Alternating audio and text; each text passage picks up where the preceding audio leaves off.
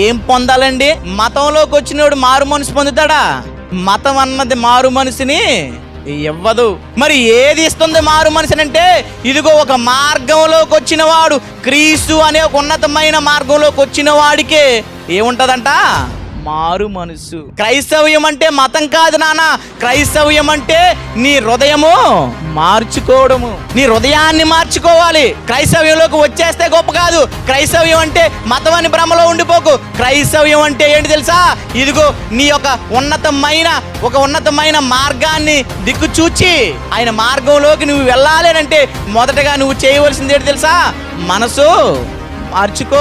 అనేకమైన పాపాలు చేసుంటావు. ఈ భూమి మీద ఎవడు చేయలేనంటే భయంకరమైన దోష కార్యాలు చేసుంటావు. అనేక మందిని తిట్టుంటావు, అనేక మందిని కొట్టుంటావు. ఇదిగో నువ్వు ఈ మార్గంలోకి రావాలంటే ఏం చేయాలి తెలుసా?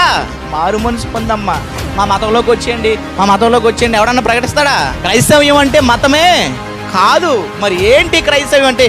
క్రైస్తవ్యానికి ఏమండి మూల పురుషుడైన యేసుక్రీస్తు వారే తెలియజేస్తున్నారు. ఏమని? క్రైస్తవ్యము మతం కాదు, నీ మనసు మార్చే మార్గము.